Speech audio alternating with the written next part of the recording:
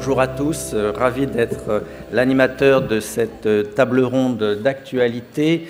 Actualité qui ne manque pas sur le thème de cette table ronde, qui, je le rappelle, donc, va parler des nouvelles gouvernances au pluriel régionales, les perspectives pour la formation et l'emploi.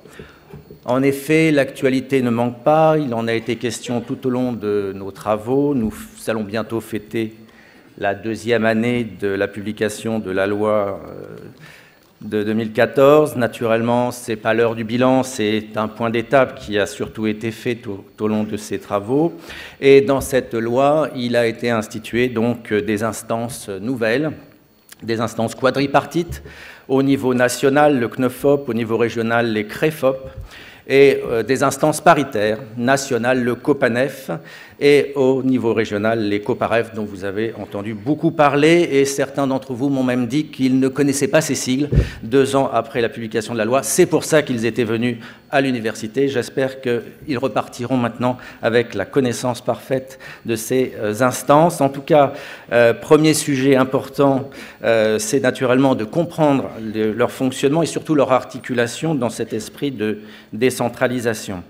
Deuxième sujet important, c'est naturellement l'actualité au niveau régional, puisque un certain nombre de conseils régionaux ont changé de majorité, puis le regroupement d'un certain nombre de régions en grandes régions, donc 22 régions métropolitaines sont passées à 13 régions, avec le regroupement de 16 régions en 7 régions, ce qui fait que là aussi des changements et des adaptations sont en cours en ce début d'année.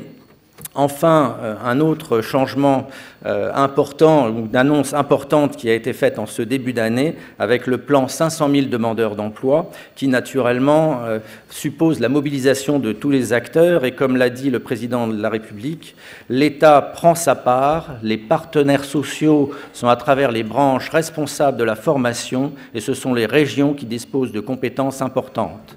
Les exécutifs de ces grandes régions sont en place depuis le début de l'année. La formation professionnelle et l'apprentissage sont au cœur de leurs responsabilités, mais aussi de leurs engagements.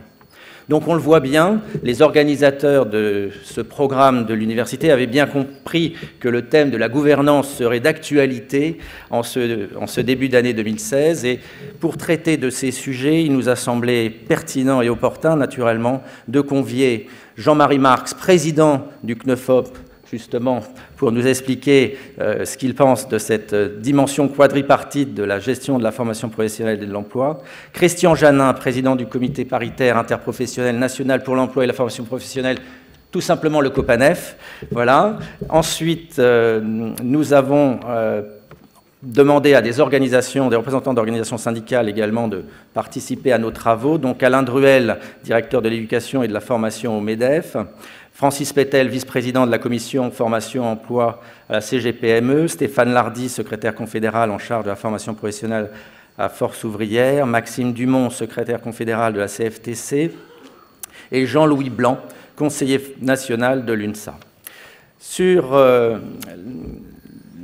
le sujet, naturellement, il était indispensable que des représentants régionaux nous rejoignent. Et nous avons le plaisir donc d'accueillir à cette table ronde la vice-présidente de la région Languedoc-Roussillon-Midi-Pyrénées, Madame Béatrice Négrier. Également, une représentante de l'intervention de l'État dans la région, donc Isabelle Notaire, directe de la région Aquitaine-Limousin-Poitou-Charentes. Et puis, pour être plus dans le concret, dans l'opérationnel, nous avons demandé à Bernard Terré, directeur régional adjoint de Pôle emploi Aquitaine-Limousin-Poitou-Charentes, de nous rejoindre également. Donc nous aurons un découpage sur 3 thèmes. Un premier thème sur lequel nous demanderons donc aux représentants des instances nationales de s'exprimer, à savoir les liens entre les gouvernances régionales et les politiques de formation et d'emploi décidées au niveau national. Ça n'a échappé à personne. Second thème, la place des dispositifs gérés par les partenaires sociaux dans les politiques régionales. Et enfin, donc, nous terminerons sur le thème du fonctionnement des gouvernances régionales et des politiques d'emploi et de formation, donc avec un zoom sur les territoires. Alors, sans plus tarder, je vais me tourner vers Jean-Marie Marx, président du CNEFOP, à qui on va Voilà, merci beaucoup.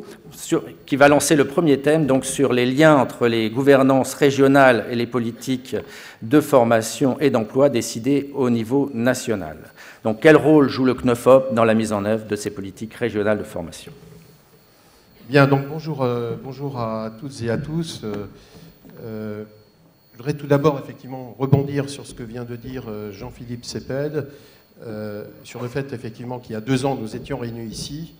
L'accord interprofessionnel, l'encre était à peine sèche et le projet de loi venait d'être élaboré. Il y avait beaucoup effectivement d'inquiétudes autour de la mise en œuvre de cette loi. Je crois qu'aujourd'hui, 1 an après finalement la mise en application de la loi, parce que même si la loi a été votée en 2014, elle est rentrée en application au 1er janvier donc, de l'année dernière. Je crois que le résultat est satisfaisant et j'ai tout de suite...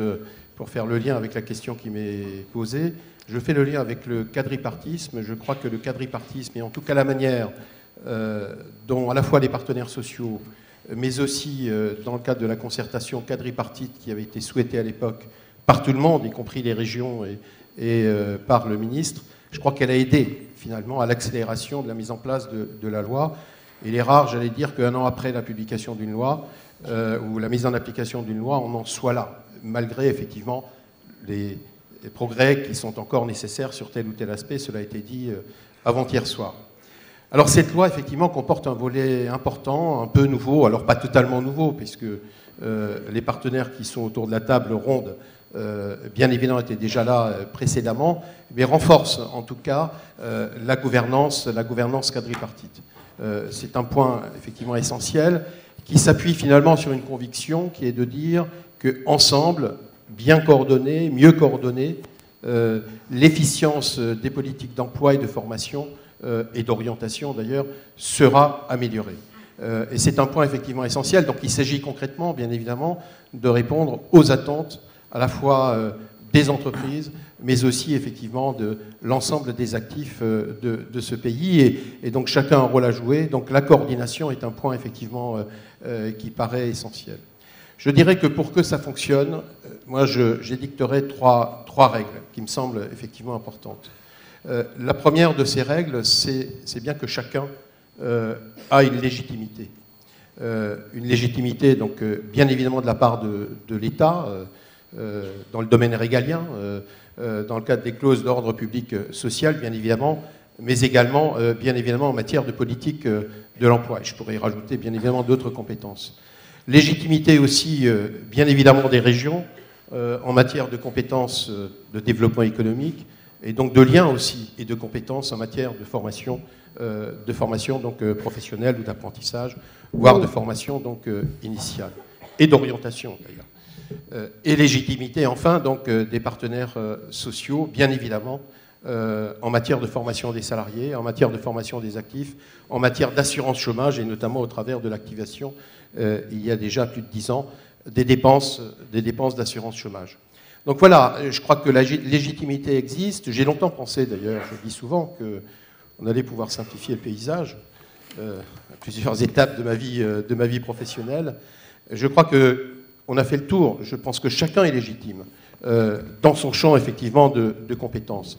Et d'ailleurs, si on regarde ce qui se passe dans d'autres pays européens, on retrouve sous une forme ou sous une autre les différentes autorités, les différentes parties prenantes, y compris dans des États très décentralisés, voire des États d'ailleurs fédéraux, pour ne regarder que vers l'Allemagne, où effectivement on se retrouve dans des situations, j'allais dire, un peu comparables, un peu différentes des fois en termes de compétences, mais on retrouve bien effectivement ce quadripartisme, ou en tout cas les différents acteurs que j'ai évoqués.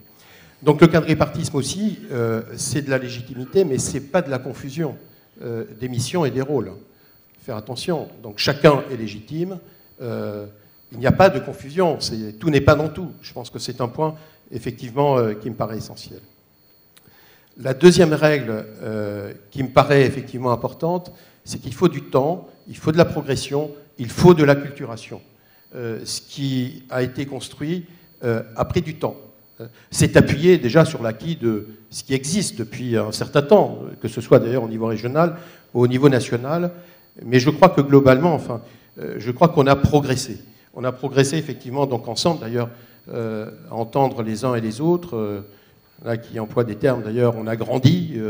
Je crois que surtout ce qui compte, c'est qu'il y a une sorte de co-responsabilité. Les acteurs se sentent engagés, co-responsables des politiques d'emploi, de formation, et donc ça va permettre effectivement de mieux articuler les choses et de mieux coordonner les choses. C'est un acquis qui me paraît essentiel. Alors, on a avancé parce que aussi le quadripartisme est doté aujourd'hui d'instances, on parlait du CNEFOP, du CREFOP, qui sont des conseils qui restent importants, la composition bien évidemment, parce qu'on est 70 en conseil national et au niveau régional peut-être un peu moins, c'est difficile de fonctionner. Mais ce qui a été mis en place, c'est aussi tout le fonctionnement, toute la gouvernance, j'allais dire, au quotidien. C'est un point qui me paraît essentiel. Donc le bureau du CNEFOP, le bureau même au niveau régional, où l'ensemble des acteurs maintenant se retrouvent régulièrement, j'allais dire tous les mois, et ça facilite bien évidemment l'acculturation réciproque, la compréhension des politiques des uns et des autres, et puis surtout les points de convergence, les points de décision qui sont nécessaires pour faire avancer effectivement les choses et être plus efficient. Donc le fonctionnement au bureau d'un côté, et la gouvernance élargie de l'autre, au travers effectivement des commissions du CNEFOP. Il y en avait 5, il y en a une 6e cette année, plus de 200 membres, 250 membres de ces commissions, donc ce n'est pas que le bureau s'est élargi, et on retrouve là effectivement toute la gouvernance, j'allais dire l'ensemble du spectre, y compris d'ailleurs des experts, y compris les opérateurs, y compris effectivement les organisations qui ne sont pas directement membres du bureau, et c'est un point qui me paraît essentiel. Tout le travail préparatoire des réunions de bureau, des réunions d'instances plénières du Conseil se fait en commission. Et donc ça me paraît être un point tout à fait capital. Ça nécessite aussi pour fonctionner, j'allais dire que chacun, le fait qu'il y ait un quadripartisme un peu renforcé, je n'exagère pas le propos, mais amène aussi chacun des acteurs finalement à être plus cohérent, à préparer effectivement les décisions. C'est vrai, particulièrement des régions. Au niveau de l'ARF, c'est toujours évident parce que chaque région a bien évidemment sa politique régionale. Je crois que tout le travail qui a été fait dans la mandature précédente au niveau de l'ARF, notamment au niveau de la commission formation, a été extrêmement important et a permis aussi de rentrer en discussion avec les différents acteurs, que ce soit l'État ou que ce soit effectivement les partenaires sociaux. Mais je crois que c'est vrai aussi au niveau des partenaires sociaux, mais je ne vais pas anticiper sur ce que va dire Christian Janin tout à l'heure. Donc j'allais dire, ce n'est pas du temps de perdu, le quadripartisme.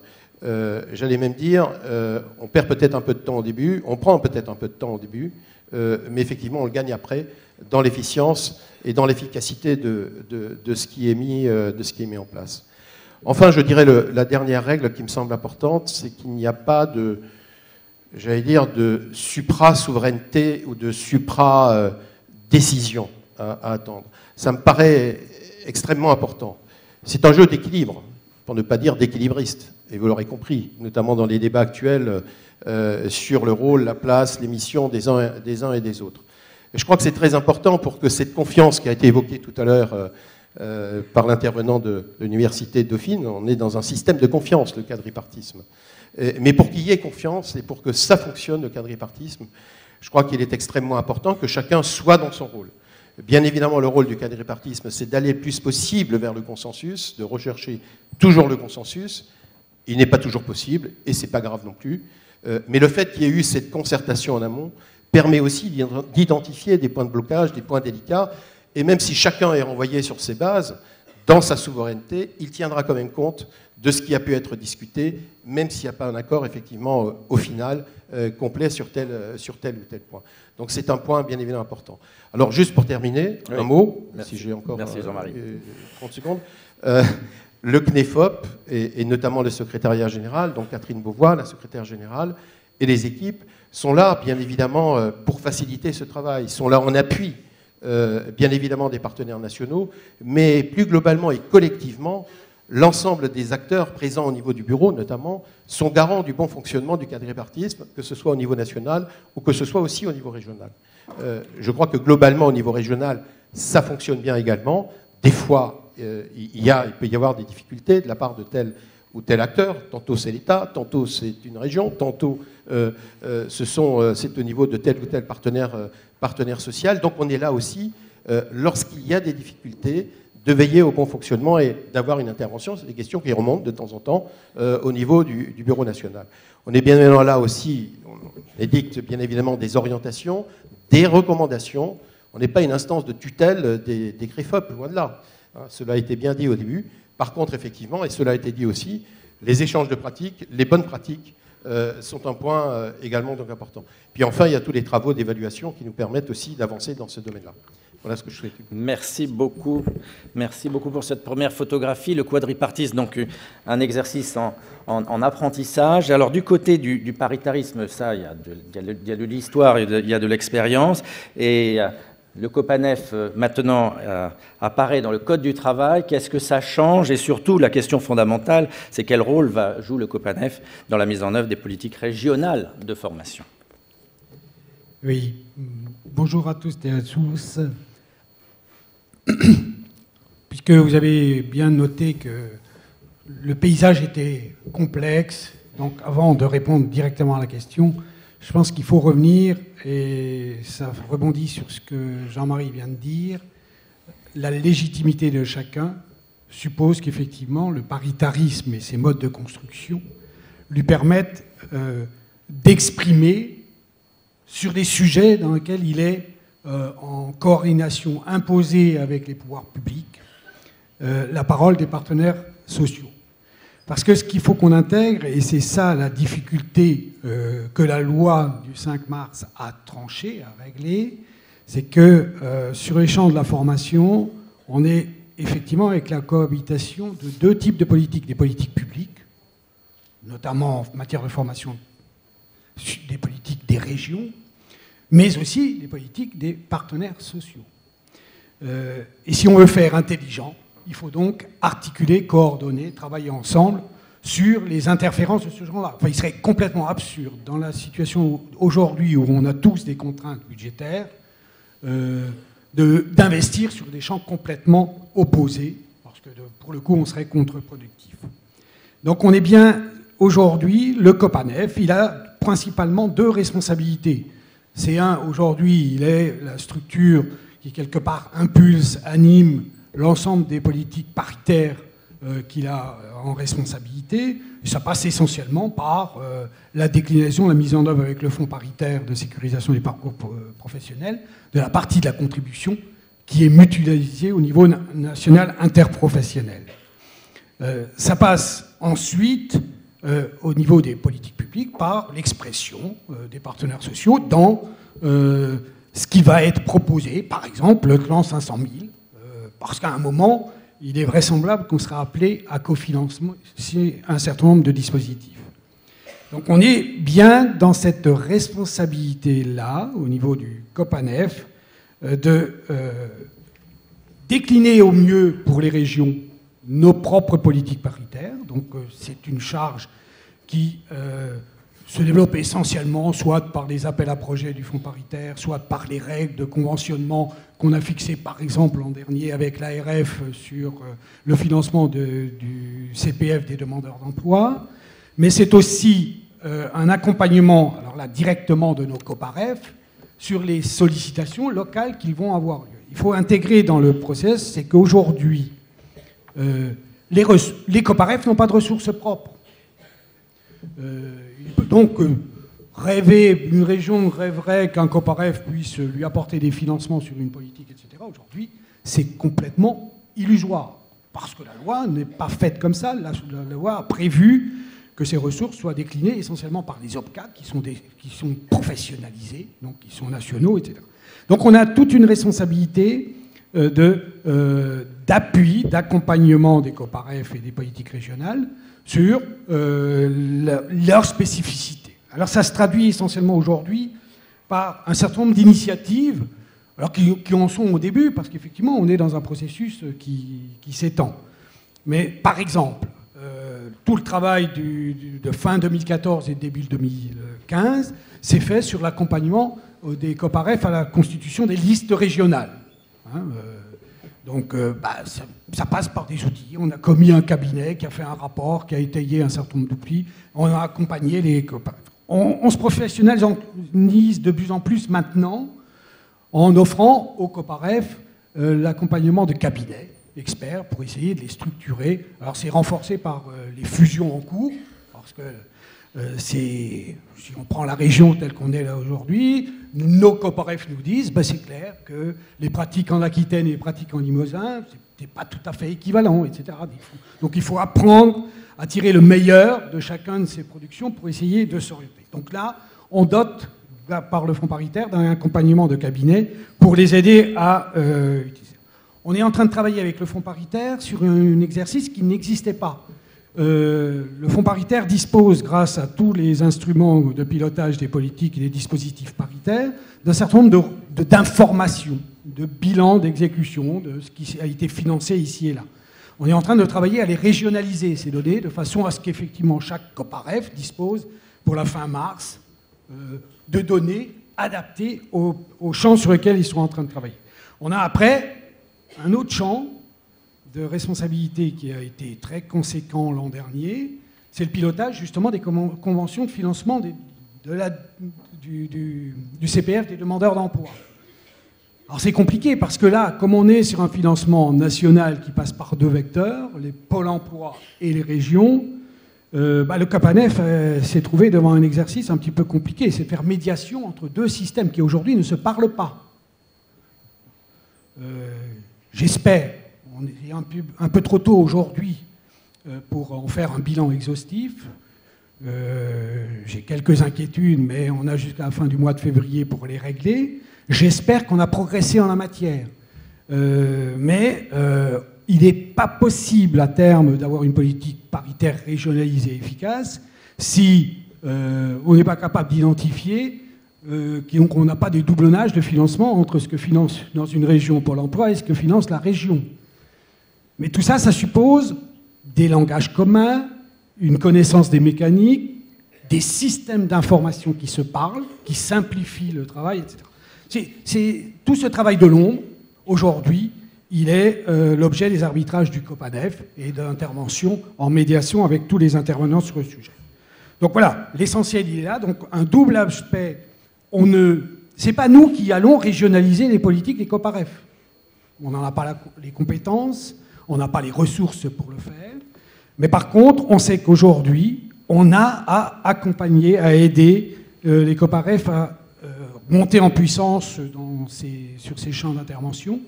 Et c'est ce qui nous fait préparer un séminaire en mai prochain de tous les COPAREF, justement pour essayer, non pas de développer des politiques communes, puisqu'elles sont nécessairement régionales, mais de construire les bons outils pour leur permettre d'intervenir efficacement chacun sur leur région. Merci beaucoup pour ces illustrations un peu techniques peut-être, mais qui expliquent l'enjeu et les évolutions en cours. Alors maintenant, déplaçons-nous en région, mais restons dans la sphère des partenaires sociaux. On a parlé des COPAREF. Il faut savoir que les partenaires sociaux sont aussi structurés en branches professionnelles et les CPNE interviennent également au niveau régional. Alors, derrière ces structures, il y a naturellement des dispositifs, la professionnalisation, on a parlé du CPF, le congé individuel de formation. Les partenaires sociaux également donc, sont les négociateurs de l'assurance chômage. Comment tout ça se traduit au niveau régional? Et pour illustrer tout ça, je vais d'abord me tourner vers Alain Druel pour qu'il nous réponde à la question quels impacts à ses yeux, vont avoir les regroupements des régions et cette stratégie des CPNE et des COPAREF en ce qui concerne donc le regroupement régional. Bonjour à toutes et tous. Alors peut-être un petit mot pour faire le lien avec ce qui vient d'être dit et de reprendre l'ordre qu'on avait fixé, Jean-Philippe. Oui, mais on a été un peu bousculé par le temps. Alain. Non, je crois que c'est très important. C'est-à-dire que les questions de gouvernance ne sont pas, c'est pas un exercice théorique du tout. Ça paraît quelquefois abscon, mais ça effectivement, ça a un objectif très précis. Ça vient d'être dit, notamment par Jean-Marie. Christian a rappelé d'autres choses. Moi, je crois que il faut être assez clair sur ce qu'on veut. Les gens, ils attendent de nous des réponses concrètes, pratiques. Ils n'attendent pas qu'on se chinoise sans arrêt sur qui fait quoi. Et on pense qu'on a trouvé un cadre satisfaisant. Ça ne veut pas dire qu'il est pas perfectible, qu'il n'est pas amélioré, il y a des choses à faire, mais il nous semble qu'on a trouvé, là, aujourd'hui, le bon cadre qui a commencé à produire des choses. Donc, de grâce, inscrivons-nous tous collectivement dedans et travaillons, non pas, encore une fois, à la répartition des pouvoirs, mais concrètement aux réponses que nous devons apporter aux entreprises, aux salariés, aux demandeurs d'emploi. C'est ça qu'on attend de nous aujourd'hui. Il y a des choses concrètes et des résultats. La deuxième chose, alors tout débat est légitime, hein, c'est pas la question, mais sachons faire la part de ce qui est important et des choses qui viendront. Il va y avoir des débats, il y a une présidentielle, c'est fait pour ça. Alors néanmoins, on est donc dans un cadre, effectivement, qui est en train de bouger. Nous, il nous semble que ce qui est en train de se produire, ça va permettre aux partenaires sociaux, que ce soit au niveau interprofessionnel, au niveau des branches professionnelles, au niveau de leurs opérateurs, ou qui sont les OPCA, d'avoir une meilleure présence au niveau territorial. On voit d'ores et déjà des mouvements de réorganisation ou d'organisation des uns et des autres pour une meilleure implantation au niveau territorial. Et un des enjeux, c'est effectivement une meilleure prise en compte des réalités, d'affiner les diagnostics. Tout bouge très vite et on n'est pas de trop à plusieurs pour croiser nos informations, pour être très actif et encore une fois apporter les meilleures réponses. Là, le mouvement est en train de se produire, il est nouveau, ça va très vite. Il y a un an, on ne savait pas tout à fait quelle serait la nouvelle organisation. Donc, on s'adapte, ça bouge, et je pense que ça va produire des choses. Avec un défi, je pense que ça a été dit d'ailleurs à l'ouverture de l'université d'hiver, c'est que si on monte le niveau d'appréhension, j'allais dire un peu stratégique des politiques au niveau régional, ça pose avec encore un peu plus d'acuité la relation de proximité avec, là encore, les entreprises, les demandeurs d'emploi et les salariés. Comment on fait pour mixer ça? Et là, il y a quelque chose à inventer. Alors, il y a des choses qui existent, appuyons-nous dessus, mais en tout cas pour nous, partenaires sociaux, il y a là un nouveau défi et une dimension de proximité à prendre mieux en compte qu'on ne l'a fait jusqu'à présent. Là, je voulais dire aussi que pour terminer, c'est qu'on a besoin une gouvernance. Pour que ça marche, il faut que chacun des acteurs soit fort. Il ne faut jamais penser qu'en abaissant l'autre, on s'élève. En fait, on se conforte mutuellement quand justement on est bien armé, légitime, reconnu dans sa légitimité, et tout le monde a à gagner de ça. Et on a, encore une fois, beaucoup de choses à faire ensemble et au sein de chacune de nos organisations. Mais il me semble que l'organisation territoriale va nous aider en la matière pour finir de répondre à la question. Merci beaucoup. Du côté organisation syndicale de salariés, est-ce que Stéphane Lardy, sur le sujet donc, de ce redéploiement des régions et ce changement de paysage géographique des régions, quel impact analysez-vous en ce début d'année 2016? Bonjour à tous, je ne vais pas faire de politique, donc il y aura une réunion, je crois, entre le gouvernement et les représentants de l'ARF le 2 février, donc je vois ils vont d'abord se parler, et puis après, nous, partenaires sociaux, nous viendrons également discuter, notamment sur le plan 500 000. Je reviens sur certaines choses qui ont été dites.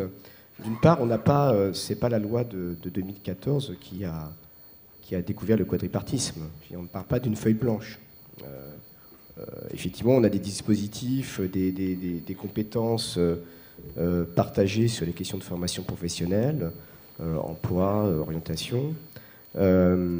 Mais bon, déjà, on se parlait. Alors, le problème, c'est qu'on se mettait, de façon assez caricaturale, on se mettait dans une salle et puis ça fait du quadripartisme. Donc, je pense qu'il est intéressant dans la réforme, ce qui a été d'ailleurs porté par les partenaires sociaux dans le cadre de leur accord de 2013, c'est de partir des dispositifs. Je pense que les dispositifs nous ont obligés à nous parler ensemble. Si vous prenez le compte personnel formation, ce que nous avions mis dans notre accord, ce qui a été repris par la loi, c'est notamment sur les listes régionales, eh bien on prend le programme régional de formation, le COPAREF peut ajouter, peut retrancher, il y a une consultation du CREFOP, voilà, donc ça nous a obligés. Je rappelle que l'accord disait qu'on devait prendre en compte les besoins économiques locaux et territoriaux pour la constitution de la liste régionale des comptes personnels de formation. Donc ça, quelque part, je pense que c'est intéressant, c'est que c'est une forme de contractualisation forcée, quelque part, que nous a donné le législateur. Il nous a dit, et donc c'est plutôt intéressant, de façon assez concrète, on parle des dispositifs qui nous obligent à nous parler entre régions, États, partenaires sociaux.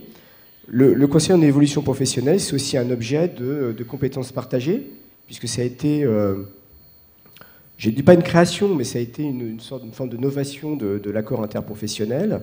Il y a déjà beaucoup d'opérateurs qui faisaient des choses sur cet objet de conseil en évolution professionnelle. Et la façon dont ça a été construit, avec la mise en place d'un cahier des charges harmonisé, voilà, je pense que c'est ce qui est intéressant par rapport à 2009. Alors moi, je suis un peu vieux, donc j'ai connu les 2008-2009, où on nous avait mis dans une salle au ministère à Bercy, entre régions, partenaires sociaux et puis État. Puis comme il y avait de très bonnes relations à l'époque entre l'État et les régions, bon, nous, on essayait de ne pas prendre les coups. Hein, donc voilà.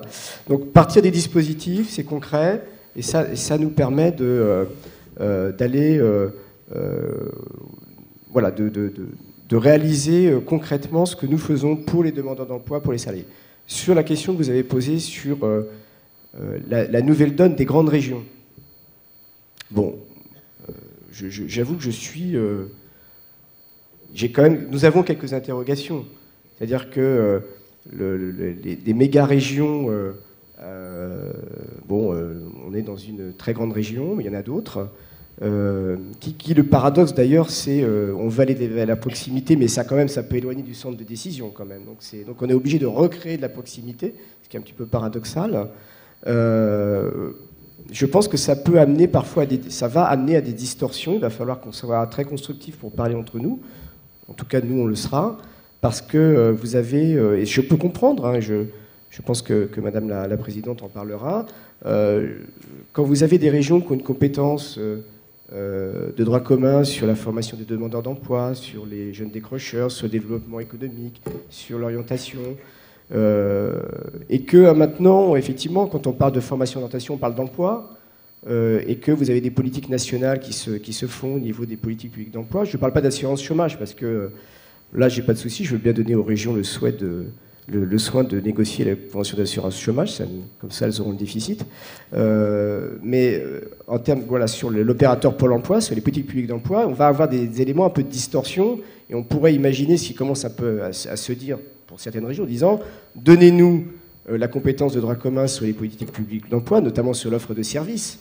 Et donc il va falloir que nous, on arrive au niveau de nos représentants, au niveau des partenaires sociaux, qu'on arrive à allier cette distorsion, un peu cette schizophrénie entre des très très grandes régions, avec ce souci d'aller vers une plus grande proximité des bassins d'emploi, du local, et en même temps des compétences qui devraient être unifiées alors qu'elles ne le sont pas. Je ne dis pas que je souhaite que les politiques publiques d'emploi soient au niveau régional, je pense que ça serait une grave erreur.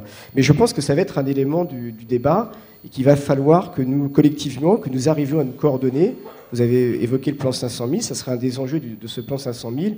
Et pour terminer, effectivement, en gros, l'objectif, c'est pas chacun, on n'est pas des coqs dans une basse-cour, quoi. Voilà, c'est ça l'objet, et qu'on puisse se parler en organisation et en institution responsable, pour que nous allions vers l'effectivité des droits. Moi, ce qui m'intéresse, c'est l'effectivité des droits. Après, on peut se parler des heures dans les ministères, mais ça n'intéresse pas ni les salariés, ni les demandeurs d'emploi. Merci beaucoup pour ce rappel et cette présentation des enjeux. Alors, plus concrètement, peut-être essayer d'aller sur la question des marges de manœuvre dont disposent les partenaires sociaux pour adapter les dispositifs nationaux aux différents contextes régionaux, et peut-être se pencher sur la question des PME, à laquelle la CGPME est très sensible. Francis Pétel, sur ce sujet, que voyez-vous possible sur cette déclinaison territoriale des politiques nationales ? Merci. Oui. Alain expliquait tout à l'heure qu'il y avait besoin de services de proximité pour les entreprises. Jean-Marie Christian montrait la nécessité d'un tuilage entre le niveau national, le niveau régional et le niveau local. Je voudrais juste échanger avec vous simplement sur ce qu'on fait au niveau des PME, la CGPME, et avec les partenaires sociaux pour résoudre ce problème et comment on s'adapte à la nouvelle donne actuelle. Le premier point d'abord, c'est de dire que, ça va sans le dire, mais ça va mieux en le disant, que la formation des salariés ne se résume pas au compte personnel formation. Et que, je dirais même que les dispositifs de formation des salariés qui sont sous la responsabilité des partenaires sociaux ne se limitent pas au compte personnel formation. À côté de la professionnalisation, il y a encore, dans les entreprises de moins de 50 salariés, il y a une dimension de contribution obligatoire du plan de formation qui est un élément important aux côtés de l'obligation légale de l'employeur d'assurer la formation des salariés. Comment ça se traduit? Ça se traduit déjà au niveau des branches. Ça se traduit au niveau des branches qui ont décrété des contributions conventionnelles au plan de formation. Donc il s'agit de dispositifs nationaux décidés par des partenaires sociaux d'une branche, qui dans certains cas retrouvent le niveau qui était celui de la contribution obligatoire du plan. C'est d'ailleurs très souvent des branches dans lesquelles il y a beaucoup de PME et de TPE. Si vous en regardez à la cartographie, vous verrez qu'il y a une concordance. Du côté de la CGPME et dans une dimension plus interprofessionnelle, nous fêtons un anniversaire aujourd'hui qui n'est pas celui des 2 ans du vote de la loi, mais qui est celui des 2 ans de l'annonce qui avait été faite ici même sur ce plateau à la conférence de clôture il y a 2 ans, du fait que nous allions proposer aux entreprises une contribution volontaire au titre du plan de formation assortie d'une garantie formation. Ça a été mis en place avec les partenaires sociaux, avec l'unanimité des partenaires sociaux. C'est actuellement en cours de déploiement. Donc c'est cet anniversaire, que nous fêtons aujourd'hui. Alors pourquoi aller dans cette direction? Et je pense que c'est là où l'on peut faire le lien avec la problématique qui nous réunit aujourd'hui. D'abord parce qu'il y a des spécificités du départ en formation dans les PME que l'on connaît mais qu'on peut rappeler. Le fait qu'il y a une irrégularité du départ en formation dans les PME, où il n'y aura pas de départ en formation pendant 2 ans, et puis un changement technologique fera que sur la même année, on devra faire partir en formation à la moitié de l'équipe. Et donc solliciter les ressources de l'entreprise, solliciter les ressources éventuelles de l'OPCA de façon irrégulière. C'est vrai que de ce point de vue-là, la mutualisation permet de lisser quelque part l'effort des entreprises dans ces dispositifs de formation. Deuxièmement, il y a la complexité du système. Je lis, comme vous tous les jours, le quotidien d'université. Je voyais Jean-Patrick Gilles qui disait finalement le gros problème de cette réforme, les gens qui sont plus pleins, ce sont les directeurs des ressources humaines face à quelque chose qu'ils ont considéré dans un premier temps comme une vraie usine à gaz. Quid du patron de PME qui n'a pas de directeur des ressources humaines? Troisièmement, c'est l'appétence du salarié au départ en formation dans les PME. Surtout dans les petites PME, il y a une difficulté à créer et à entretenir l'appétence au départ en formation et même au départ en formation volontaire.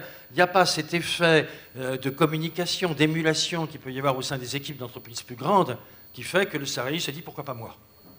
Et donc quelque part, s'il n'y a pas un encouragement au départ en formation et s'il n'y a pas un encouragement quelque part partagé par le chef d'entreprise et par les salariés, on aura une dégradation du taux de départ en formation dans les PME. Alors, derrière tout ça, bien sûr, a été accentué par la complexité du système, la difficulté qu'il y a eu à se retrouver dans les listes CPF, entre les conventions collectives et les branches professionnelles, les problèmes que l'on a eu, qu'on a rencontrés, nous, avec des listes qui étaient des listes pour être inscrites sur la liste nationale interprofessionnelle, sur l'interprofession qui a été retardée plusieurs mois, malgré la bonne volonté de tous les acteurs, pour des raisons qui étaient encore des raisons tactiques. Aujourd'hui, on se retrouve en ordre de marche. Et comment voit-on donc cette articulation nationale, régionale, locale? D'abord, la région Et la grande région en est l'illustration. Moi, ma belle famille est Châtel-Rodez. Nous sommes donc dans la même région que les Biarros qui sont dans la salle.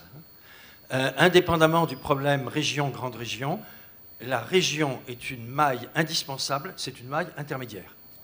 La véritable maille, elle se situe à deux niveaux, celle du bassin d'emploi, parce qu'il y a très peu de mobilité des salariés de TPE, il y a très peu l'attractivité d'une PME pour attirer un salarié se limite à quelques kilomètres. Et puis, le deuxième niveau de la maille, c'est l'entreprise elle-même. Il faut que nous descendions au niveau de l'entreprise. Quels sont les moyens que nous avons pour ce faire? Alors, on a bien entendu, et ça, il faut qu'on le mutualise, en particulier avec les régions, on a des outils d'observation. Ces outils d'observation sont de deux ordres. Le problème de l'offre d'emploi, de l'emploi dans la PME, c'est vrai dans la grande entreprise aussi, mais encore plus dans la PME, c'est que d'un côté, on doit être prospectif. Il faut savoir quels seront les emplois dont on aura besoin dans 6 mois, dans 1 an, de façon à mettre en place des dispositifs. Et puis d'un autre côté, quand il y a une offre d'emploi, elle doit être pourvue dans le mois qui vient, dans les 2 mois, dans les 3 mois au maximum.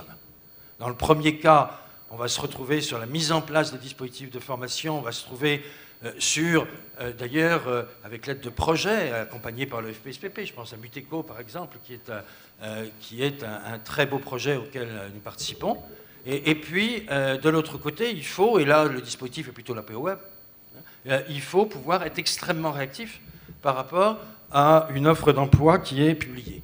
Nous avons, nous, d'abord des outils qui sont nos outils d'observatoire, qui sont mis en œuvre par l'OPCA, par la GFOS PME, qui agrège 50 branches professionnelles, donc qui a effectivement une vision tout à fait transversale des problématiques d'emploi dans les régions, qui peuvent être déclinées au niveau régional. Et puis de l'autre côté, on a ce qu'on appelle des études RFE, Flash Emploi, FE pour Flash Emploi, qui viennent à identifier le plus rapidement possible des offres d'emploi disponibles. Ça aussi, ce sont des outils qu'il faut interfacer avec les acteurs régionaux.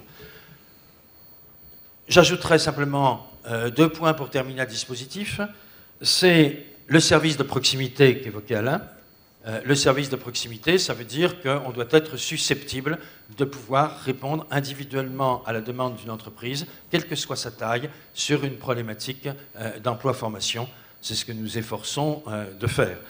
Et puis deuxièmement, la gouvernance des partenaires sociaux, qui ne peut pas se faire simplement de Paris au niveau national. C'est la raison pour laquelle, à la GFOS, nous avons conservé un système de gouvernance paritaire au niveau des conseils d'administration régionaux, qui sont là les interlocuteurs de l'échelon de ce que j'appelle la maille intermédiaire, qui est la maille de la région. Voilà sur le plan un peu pratique, comment nous cherchons à répondre aux enjeux d'aujourd'hui et de demain sur cette liaison nationale, régionale, locale et de l'entreprise proprement dite.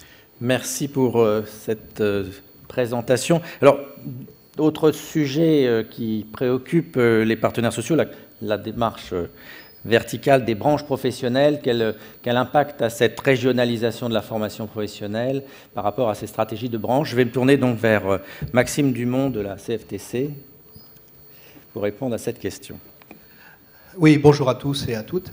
Bien évidemment, et c'est bien parce que ça va faire le lien avec ce que disait mon voisin et puis à ce que disaient aussi tout à l'heure les autres intervenants, c'est que dans la gouvernance que nous avons voulu, qui peut paraître pour certains un peu complexe, j'espère qu'à l'issue de ces universités d'été, ça sera moins complexe, on est bien dans une structure qui soit ascendante et descendante. Et ça, je crois que c'est quelque chose qui est très important. Christian disait tout à l'heure, il faut qu'on se parle. Et c'est bien ce qu'on a voulu mettre en place, en mettant en place un COPANEF au niveau national, des COPAREF au niveau régional, un CNEFOP au niveau national, des CREFOP au niveau régional, et ainsi de suite. Et on voit bien qu'effectivement, il y a obligation d'avoir cette gouvernance qui se parle et qui interagit ensemble, et pas de savoir, effectivement, pour bloquer le système, ce qui est arrivé trop souvent, de qui la poule ou l'œuf est arrivé le premier. C'est pas du tout ça qu'on essaye de mettre en place. D'ailleurs, à ce sujet, le COPAREF a mis en place quelque chose qui est, à mon avis, une première. Moi, je l'avais jamais vu avant. J'étais 15 ans président d'une CPNE, où le COPAREF a relié toutes les CPNE actives, celles qui fonctionnent, celles qui ont effectivement du lien, dans des réunions pour justement qu'il y ait ce discours. Et on a pu ensemble s'entraider pour ceux qui avaient mis en place ou pas, par exemple, au niveau du socle de compétences et de connaissances, ceux qui avaient mis en place des actions ou ceux qui ne l'avaient pas fait parce qu'un peu noyés, ou ils ne savaient pas trop comment il fallait s'y prendre, ou comment il fallait s'y faire. On n'a pas tous les mêmes structures, non plus les mêmes importances de structure. Et cette synergie qui a été voulue à l'époque, à ce moment-là, par le COPANEF, a servi énormément, puisqu'on a pu s'entraider entre nous, entre CPNE qui ne se connaissaient pas. Et puis, ça s'est fait également au niveau des OPCA, où le fait d'être passé aujourd'hui à 20 OPCA de branche a permis également au COPANEF de créer là aussi une osmose entre les OPCA, avec des réalités bien évidemment différentes les unes des autres, mais également de permettre de ces écoutes, et puis un partage des connaissances et un partage des outils qui avaient pu être mis en place par certains, qui étaient efficients, et qui ont permis effectivement d'aider d'autres, plus petits ou moins adaptés, ou qui n'avaient pas pensé effectivement que c'était vers ceci qu'il fallait tendre. Et vous voyez, et on est bien là dans un partage des données qui va ensuite se décliner, parce que les OPCA, ils ne sont pas nationaux, les OPCA, ils sont bien au niveau des régions, et c'est là qu'ils font le travail avec les entreprises. Donc on a bien quelque chose qui se décline et qui descend. Alors au niveau de la branche, et justement, mon voisin en parlait, M. Pétel en parlait tout de suite, on a effectivement mis en place des systèmes qui nous permettent d'avoir des reportings. Alors nous, on appelle ça les tableaux de bord. Alors bon, après, on appelle ça comme on veut. On a un tableau de bord national qui se met en place. Généralement, les branches qui fonctionnent, c'est ce qu'elles font. Elles mettent un tableau de bord national, où dedans, nous avons bien sûr tous les chiffres de l'emploi, tous les chiffres de la formation. On a aussi une petite partie prospective. C'est certainement là qu'il va falloir le plus développer au niveau de l'ensemble de nos organisations, c'est donc sur la prospective, sur être capable effectivement d'identifier des métiers en devenir, mais également, il faut se le dire, des métiers qui n'ont plus ou moins de raison d'être, et donc quelque part également de dire à des CFA, bah, écoutez, vos filières-là, c'est plus la peine, c'est pas la peine de faire des futurs chômeurs de demain. Créons des filières qui soient adaptées, et c'est là que Muteco, effectivement, qui là aussi est mis en place au niveau du FPSPP, quand on en parle dans l'annexe financière en tout cas, trouve tout son sens. Parce qu'on va développer des mutations économiques qui vont permettre effectivement de répondre à ces questions-là, mais qui répondront également aux obligations des entreprises de former leurs salariés à l'adaptabilité au poste de travail, mais également, malheureusement, aux futures mutations économiques qui arriveront dans des entreprises qui vont être en déclin et qui vont devoir demain penser aussi que ces salariés-là qui ont bien servi l'entreprise pendant des années vont devoir pouvoir se reconvertir dans d'autres métiers. Et il faudra bien, à ce moment-là, qu'on ait prévu ça. Alors, au niveau des branches professionnelles, donc je vous parlais qu'on avait donc, ces structures nationales et on les a déclinées dans des structures régionales. Alors, encore une fois, on n'a pas inventé la poudre. Tout ce que je vous dis là, ça existait déjà. J'en parlais avec ma collègue qui tout à l'heure nous parlera des régions, bien évidemment. Mais j'en parlais, je disais, on a fait comme M. Jourdain, hein, on faisait de la prose sans le savoir. Mais sauf que là, maintenant, elle est, cette prose, un petit peu plus lisible. Parce que justement, nos organes de gouvernance sont plus lisibles aussi. Et au niveau des branches, donc on a mis en place des OPMQ, des observatoires prospectifs des métiers et des qualifications professionnelles. Et ces OPMQ se déclinent au niveau de la région. Donc au niveau le plus bas, le bassin d'emploi, où là on est directement donc, en phase avec les entreprises, puisque les chefs d'entreprise siègent dans ces OPMQ via leurs organisations professionnelles. Les partenaires sociaux, donc quels qu'ils soient, siègent également, et ils sont tous généralement d'une entreprise assez localisée. Et ils peuvent faire remonter donc leur vision, leurs aspirations, ce qu'ils voient et ce qu'ils sentent au plus près du terrain et du bassin d'emploi de ce que sera demain l'évolution économique de la région.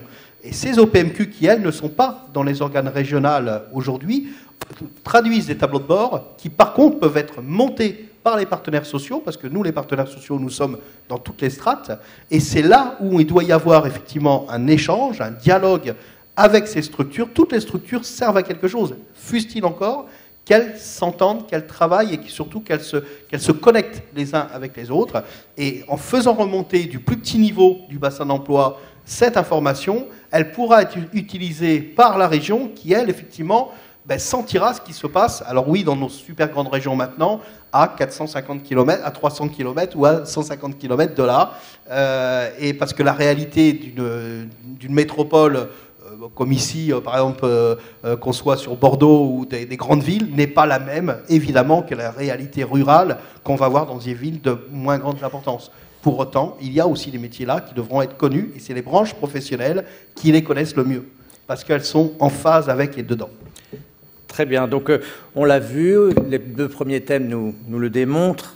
Un certain nombre donc, de structures produisent des informations, ont des responsabilités sur un certain nombre de leviers pour agir dans le domaine de l'emploi et de la formation. Nous arrivons sur le 3e thème, donc sur le territoire, et nous allons donc nous pencher sur la question de la gouvernance régionale de ces politiques d'emploi et de formation, avec une question que je poserai aux 3 représentants de ces acteurs et responsables politiques régionaux. Donc, que sont le Conseil régional, bien sûr, la Directe qui intervient au nom de l'État, et puis Pôle emploi qui est à la fois un intervenant pour l'État, mais pour les partenaires sociaux, puisqu'il gère l'assurance chômage depuis plusieurs années maintenant.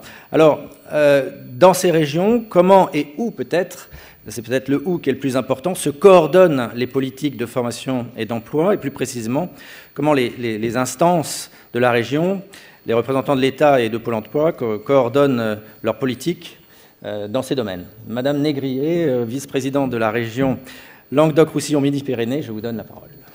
Merci beaucoup. Oui, où, quand, comment les politiques se coordonnent, moi je dirais qu'elles se coordonnent tout au fil du temps et c'est pas aujourd'hui. Nous avons toujours travaillé avec les partenaires sociaux, avec les branches, mais c'est vrai qu'aujourd'hui avec le CREFOP, nous avons une instance qui est bien identifiée avec des commissions qui permettent d'échanger à la fois sur les besoins et sur la mise en œuvre des politiques d'emploi et de formation. Je reviendrai sur le dialogue permanent avec les partenaires de la formation professionnelle. Ce dialogue doit être riche et nous devons nous appuyer sur des partenaires sociaux forts, volontaires, bien formés à leur mission. Et nous en avons, nous, les régions, réellement besoin. Je dirais aussi, pour ce qui concerne mon territoire, dans le sud de la France, en Languedoc-Roussillon, nous avons eu toujours cette habitude de co-construire des dispositifs et nous considérons qu'être pilote, être chef de file, c'est une responsabilité importante, lourde, mais ce n'est pas imposer une vision manichéenne de la formation, des politiques d'emploi. Donc nous avons toujours travaillé ensemble dans l'intérêt général. Je donnerai des exemples concrets. En 2010, la signature de la charte qualité avec 20 opérateurs et acheteurs de formation, des OPCA, Pôle emploi, la région, les services de l'État, tout le monde travaillant ensemble pour amener nos organismes de formation vers un service de plus grande qualité et les inciter à travailler sur leur pédagogie, sur l'accueil. Voilà. Un autre exemple, un numéro vert pour répondre aux salariés, aux demandeurs d'emploi, un numéro vert pour les entreprises, parce que nous savons tous que la question de la lisibilité du travail que nous menons est une question essentielle. Donc déjà derrière nous, tout un parcours de réussite commune, collective que nous partageons, et puis aujourd'hui de nouvelles responsabilités avec bien entendu les questions qui se posent autour du plan 500 000, autour de ces questions de partage des responsabilités, des analyses, etc.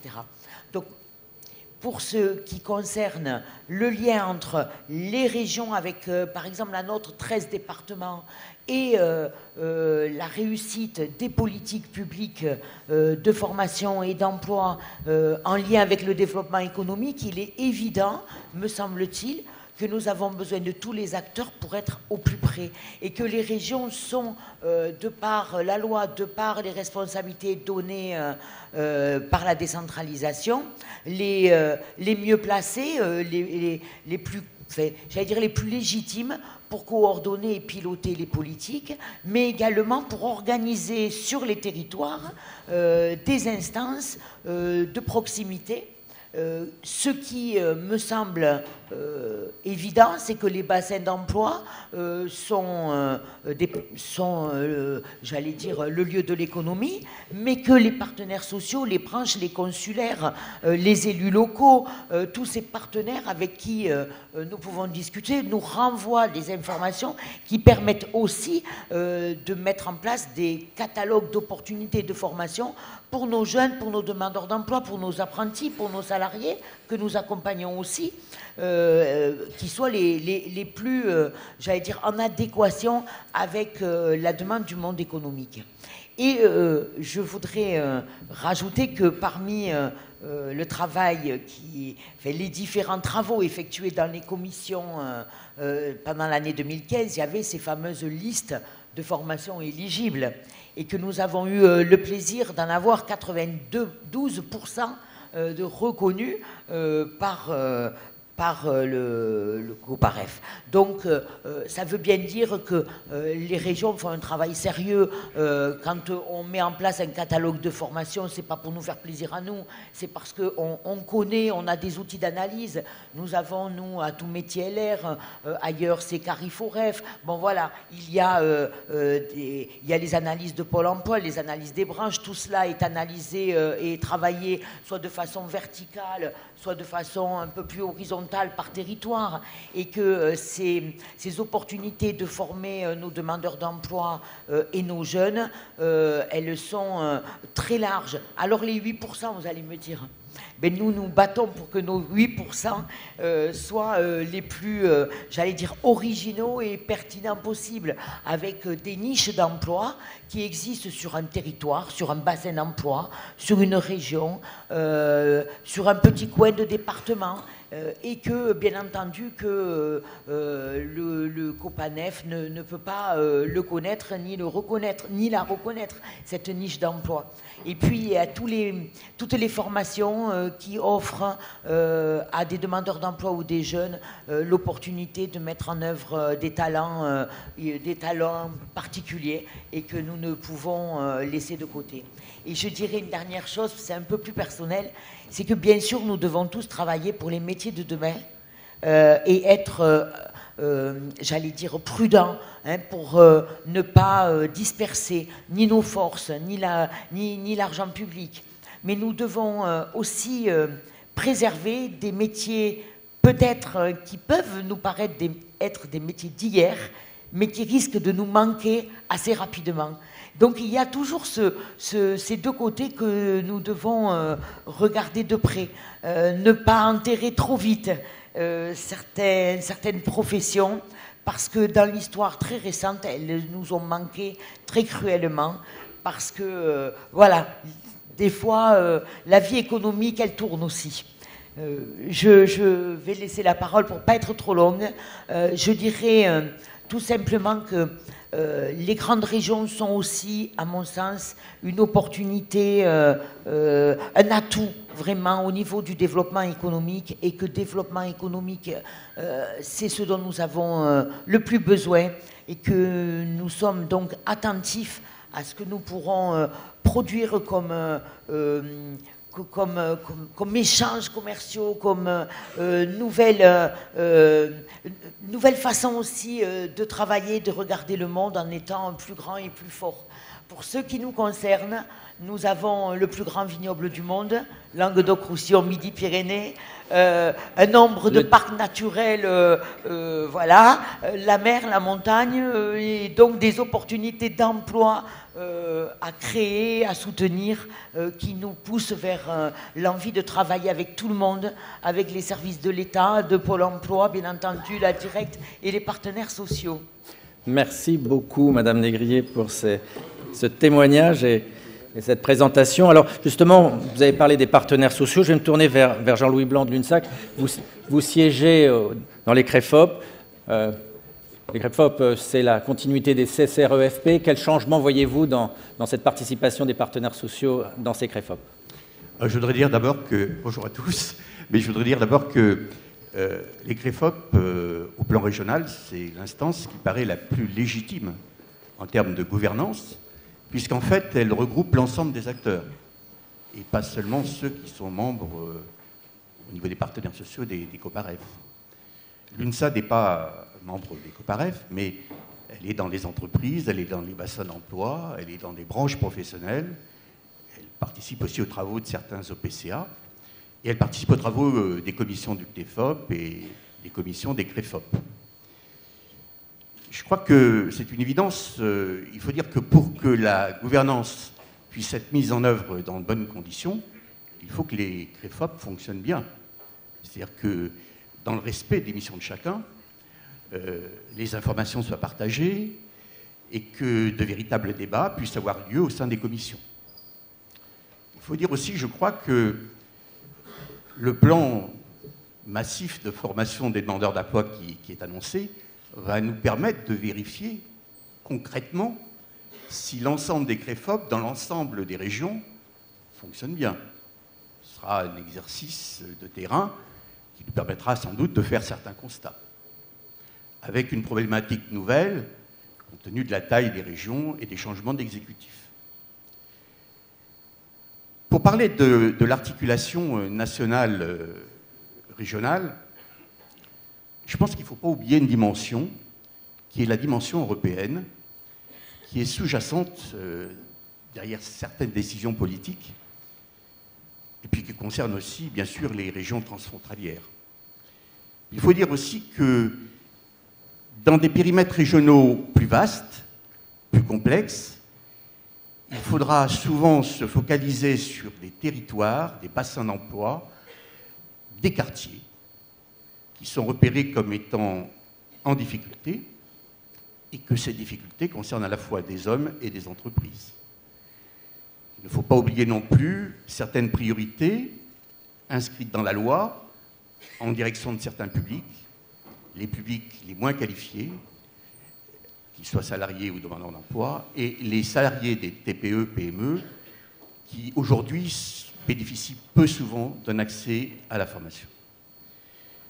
Dans ce contexte-là, il nous faut pouvoir disposer, justement, si l'on veut faire des diagnostics partagés, d'informations partagées et d'informations objectives. Les données économiques, les travaux des branches professionnelles, les travaux des observatoires régionaux. Et je crois qu'il faut souligner à ce niveau-là l'intérêt et le rôle que pourraient jouer et que devraient jouer les CARIFOREF, à la fois en termes d'éclairage, en termes de synthèse, pour faciliter justement cette réflexion et ces débats. C'est un point qui m'apparaît important. On a besoin vraiment de pouvoir mettre à plat les situations, tant économiques que les difficultés qui peuvent se poser au niveau d'un bassin d'emploi, au niveau d'entreprise, par rapport à des problématiques notamment d'emploi, de perte d'emploi. Enfin, il me semble qu'il y a, face au massif plan qui nous est annoncé, une autre problématique qui est posée, et sur laquelle il faut se pencher en tant que partenaires sociaux, mais aussi dans le cadre des CREFOP, c'est celle du déploiement du Conseil en évolution professionnelle. Parce que clairement, si l'on veut éviter de revenir à des pratiques de prescription, le Conseil en évolution professionnelle ne sera bien utile. Et je pense que les constats qui ont été effectués jusqu'à présent, au bout de quelques mois de fonctionnement et du déploiement, c'est que la coordination territoriale au plan régional de ce Conseil en évolution professionnelle peut être largement améliorée. Alors voilà ce que je voulais dire au nom de l'UNSA, avec une position un peu particulière, mais je souligne que sans avoir signé l'ANI, nous sommes tout à fait favorables au déploiement des dispositifs créés par la loi. Nous soutenons la logique de sécurisation des parcours professionnels inscrits dans la loi et que nous participons le plus possible aux travaux des CREFOP et du CNEFOP. Merci beaucoup, Monsieur Blanc. Alors, Je vais me tourner maintenant vers Madame Notaire, directe donc de la région Aquitaine-Limousin-Poitou-Charentes, cette belle région dans laquelle nous sommes aujourd'hui. Et justement, vous êtes l'instance, le bras armé de l'État. Alors comment s'articule votre intervention avec celle des régions? Est-ce que ce chef de file, comment se passe cette coordination avec ce chef de file qui est le Conseil régional? Alors, chef de file, effectivement, en matière de développement économique, parmi les autres collectivités locales, la loi l'a clarifié. Mais je voudrais revenir sur ce CREFOP dont nous avons beaucoup parlé. Ils se sont mis concrètement en place au début de l'année 2015.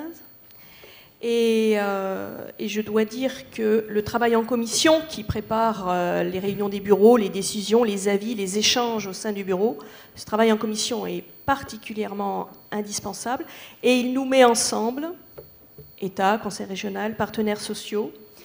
Il nous fait travailler ensemble, il nous fait nous connaître, nous respecter les uns les autres.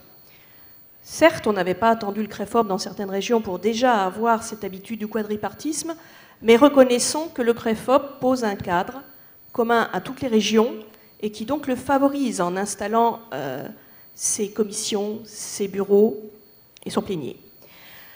Donc vraiment, je pense que c'est le lieu où on peut articuler nos outils, nos politiques, car nous en avons. On peut les articuler pour les rendre plus efficaces. Je pense particulièrement aux dispositifs de l'emploi qui sont portés par l'État et d'autres acteurs, parce qu'on ne fait jamais rien tout seul en matière d'emploi et de formation. Jamais rien tout seul. Donc tous nos dispositifs d'accompagnement, les contrats aidés, les emplois d'avenir, les dispositifs de la garantie jeune, ils accompagnent des demandeurs d'emploi, souvent des jeunes, pas toujours, mais qui sont éloignés de l'emploi. Et alors quand ils sortent de ces dispositifs, s'ils ne sont pas embauchés, eh bien il faut qu'ils puissent trouver dans le plan régional de formation, de la région donc, il faut qu'ils puissent trouver des formations qui conviennent, dans lesquelles ils puissent s'insérer, s'inscrire, et donc on doit pouvoir élaborer au sein du CREFOP un parcours pour cette personne. Donc 1 milliard de là, 1 milliard là, encore un autre milliard là, eh bien si on arrive à fonctionner mieux qu'en tuyau, mais bien ensemble, ils peuvent être plus efficaces, pas seulement 1 plus 1 plus 1. Ça, c'était pour un exemple pour les demandeurs d'emploi, mais au sein des CREFOP, et ça a été le cas d'ailleurs l'année dernière en Aquitaine, puisque maintenant c'est Aquitaine-Limousin-Poitou-Charentes, on a partagé au sein des commissions des décisions d'investissement du programme d'investissement d'avenir en matière de formation.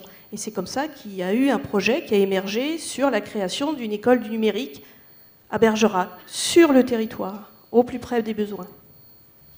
Donc on peut faire. Et quand on fait ça, au sein du CREFOP, eh ben, on parle ensemble de problématiques de formation, de problématiques d'hébergement, et tout ça doit déboucher sur de l'emploi.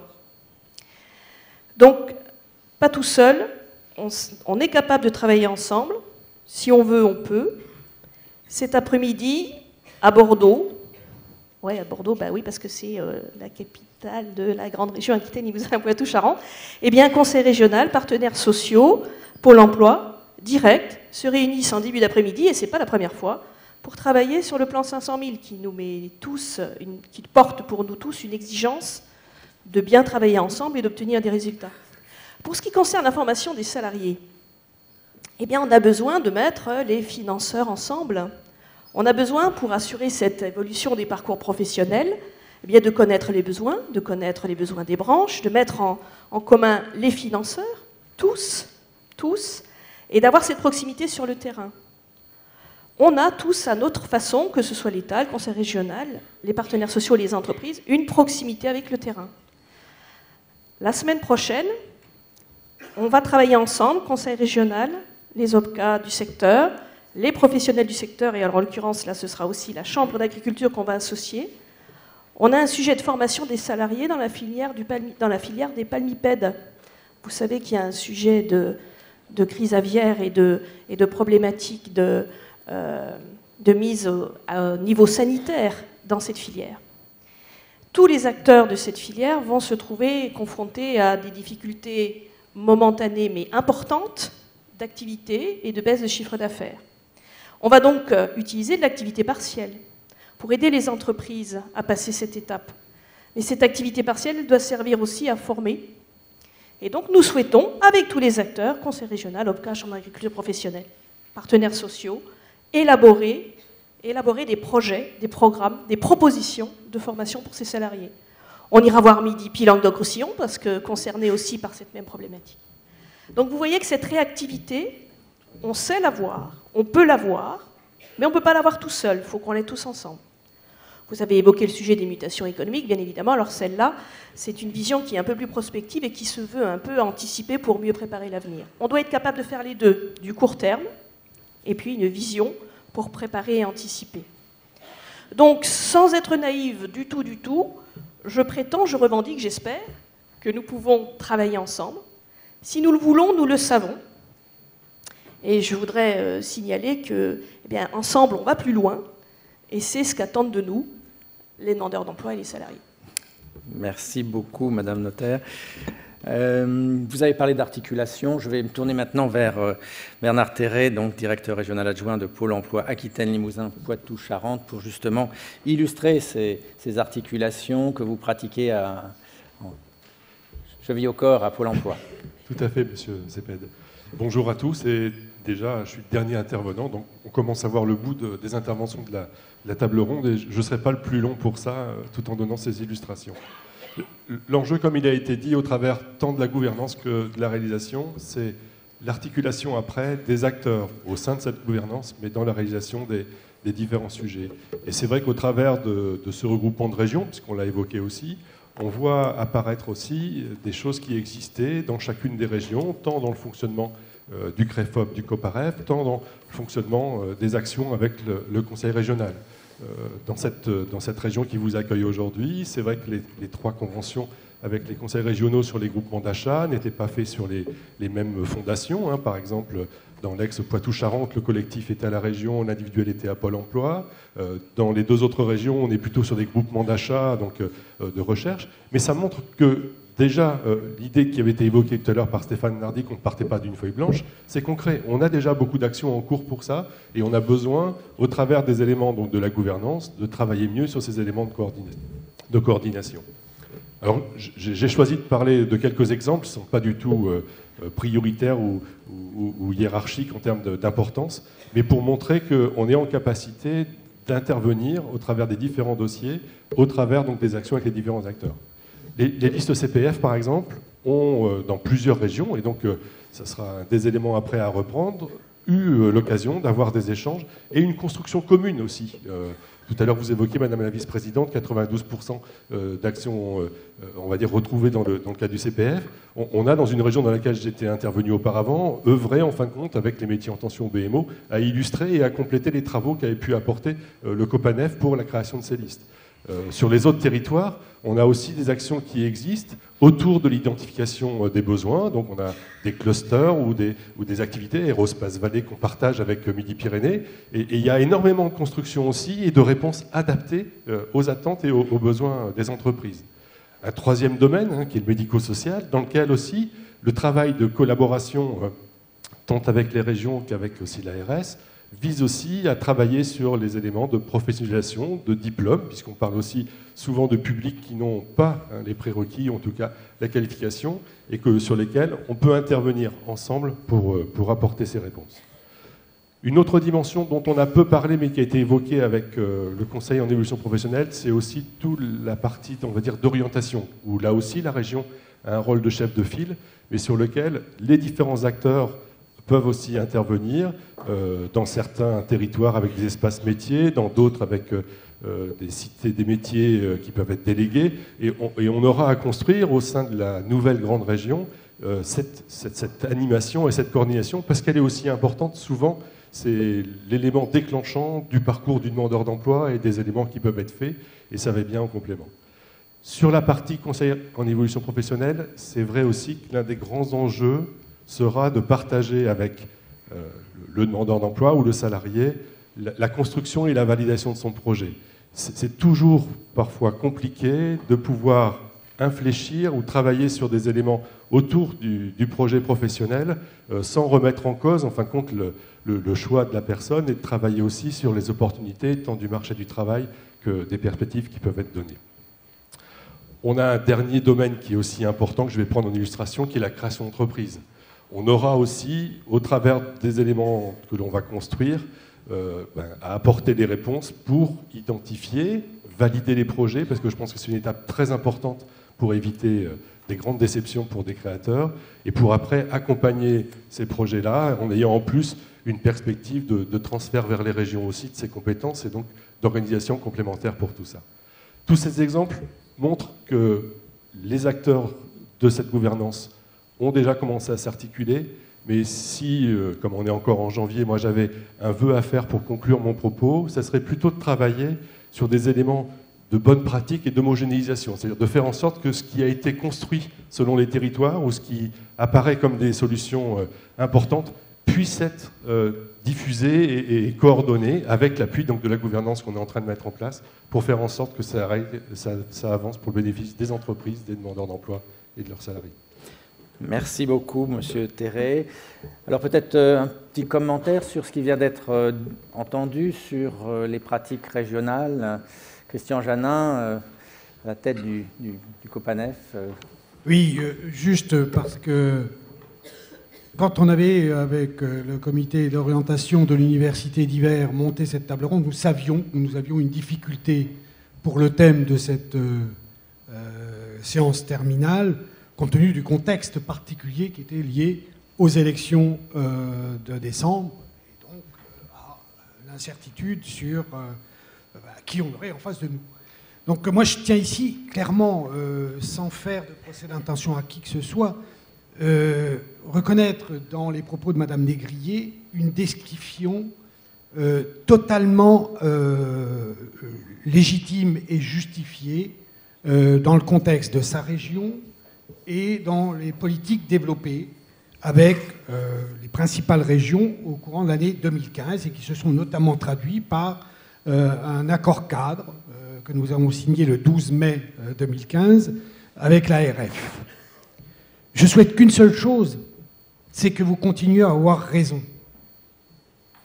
Je pense que le danger aujourd'hui, c'est que le contexte politique oblige, on ait une reculade sur des apprentissages qui ont été actés et qui ne sont pas appropriés par les nouveaux exécutifs régionaux, on va se le dire aussi clairement que cela.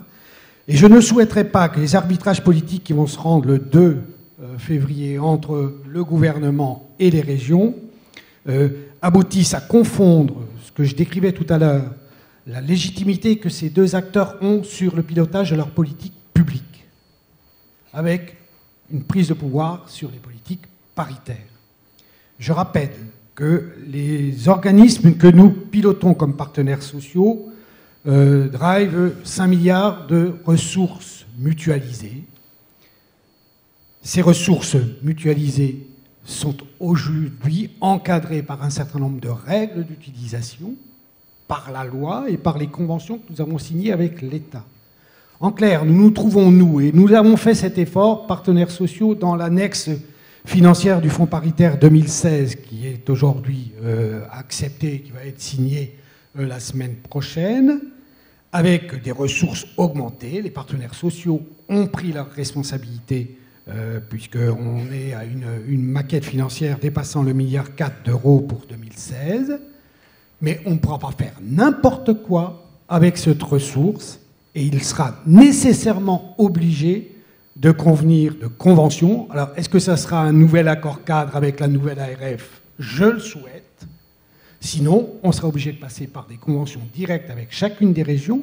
Aujourd'hui, la loi ne nous permet pas de faire autre chose.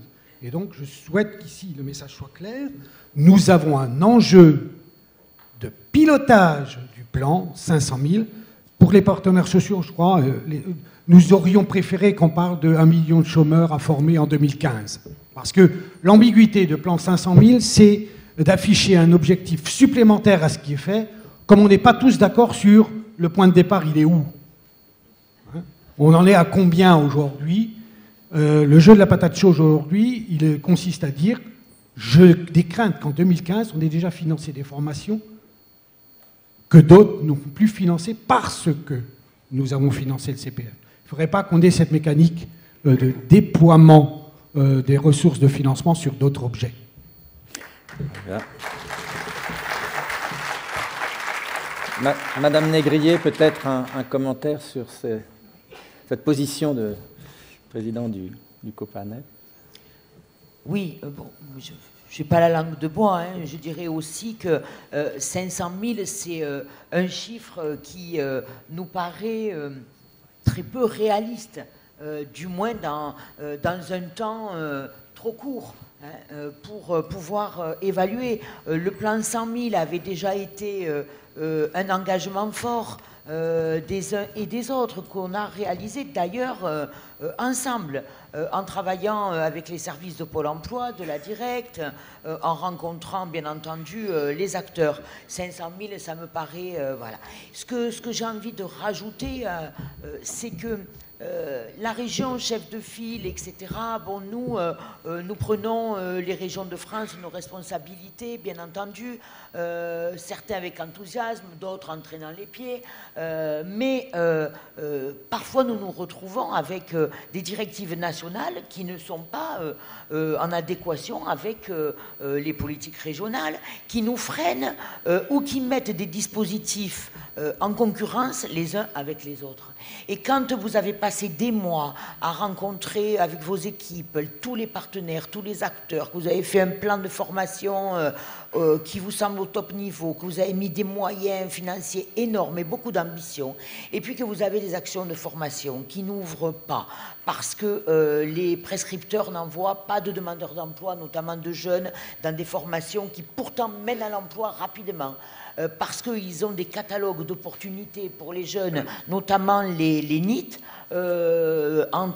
voilà, il y a des dispositifs qui se concurrencent, d'où parfois notre vigilance, nous les régions, sur certaines nouveautés venues d'en haut, et d'où aussi l'impérieuse nécessité d'être toujours dans le dialogue, mais j'allais dire pas le dialogue au creux-fop, où ça c'est institutionnel, même pas le dialogue dans les commissions, où ça se fait, il y a un travail très concret, mais le dialogue dans chaque service public de l'emploi local, dans chaque bassin d'emploi, pour dire attention, telle formation est ouverte, elle mène à l'emploi, et inciter nos prescripteurs à regarder toutes les opportunités.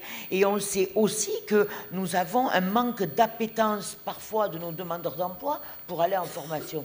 Ils viennent rencontrer le CEP, ils viennent rencontrer le conseiller Pôle emploi, mission locale ou l'élu pour dire « moi je veux du boulot, je ne veux pas aller en formation ». Et donc, 500 000 demandeurs d'emploi en formation supplémentaire, ce me semble quand même un objectif un peu loin de ce que le terrain peut produire. Par contre, il me semble très intéressant de lister tout ce qu'on peut faire de mieux et de plus pour nos demandeurs d'emploi, pour notre économie. On a encore plein de marges de manœuvre pour en faire plus. Et ça, j'en suis persuadée, et nous allons nous y atteler avec, bien entendu, tous les partenaires des régions. Très bien, Madame Négrier. Alors, un dernier mot du côté de Monsieur Marx, et nous allons bientôt conclure cette table ronde afin de pouvoir vous donner la parole pendant 15 minutes. Monsieur Marx, je vous donne la parole. Oui, non, je voulais simplement réagir. Bon, je crois que ce n'est pas parce qu'il y aura demain 500 000 places supplémentaires qu'il y aura forcément 500 000 demandeurs d'emploi en formation. Je crois que les choses sont un petit peu plus compliquées, c'est vrai, vous avez raison. Pour autant, effectivement, on est bien là au cœur du sujet. On a parlé tout à l'heure du Conseil en évolution professionnelle, de la co-construction. Je crois que le sujet, c'est bien celui, effectivement, de l'intermédiation entre les besoins des entreprises et finalement les aspirations, les projets, effectivement, des actifs salariés. Et c'est ça la complexité, c'est vrai, du Conseil en évolution professionnelle, vraiment là au cœur du dispositif. Voilà, je crois qu'il s'agit à la fois, finalement, de transformer des fois le besoin des entreprises, qui des fois n'est pas toujours bien exprimé, où c'est le mouton à 5 pattes, notamment en période de chômage important, où effectivement les recruteurs, des fois, sont sur des positions extrêmement dures sur les projets de recrutement, et c'est difficile effectivement de trouver des personnes qui, des fois, ont les compétences pour satisfaire tous les besoins. Donc c'est là que ça passe aussi par l'élargissement du champ, des projets de formation, la POE, etc. Donc il y a tous ces dispositifs qui me semblent importants.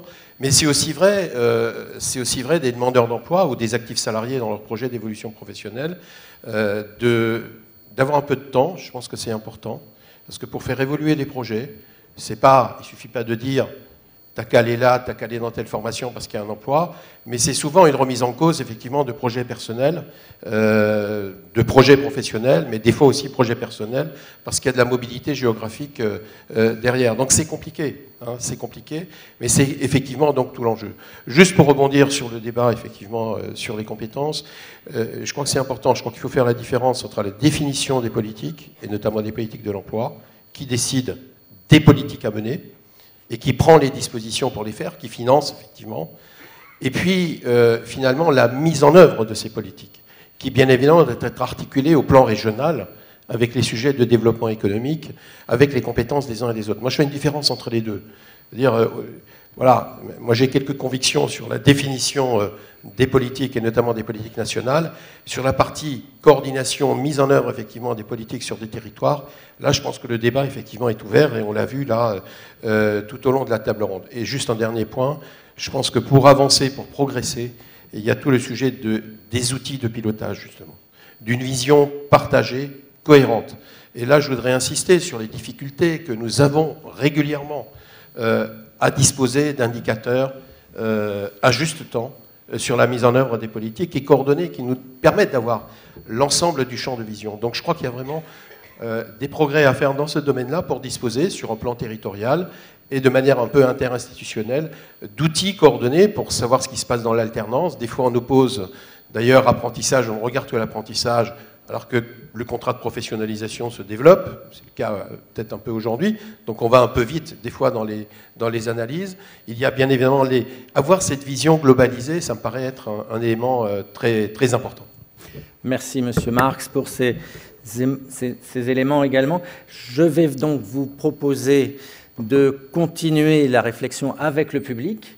Nous l'avons compris, l'actualité va se poursuivre dans la semaine qui va suivre, puisque le 2 février, une réunion importante va avoir lieu. Donc il est impossible de conclure sur ce débat qui se poursuit. Donc, par contre, un public est là, présent, un public averti de l'emploi, de la formation professionnelle, qui n'a pas toujours l'occasion de rencontrer les responsables politiques de la formation professionnelle. Donc, si des personnes veulent lever la main, poser des questions sur ces sujets, n'hésitez pas.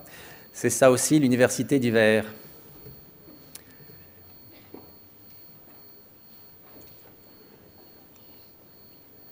Alors, autre proposition, si pas de courageux, pas de courageuse, c'est souvent une courageuse, mais bon, c'est pour provoquer les hommes, bien sûr, que je dis ça, mais voilà.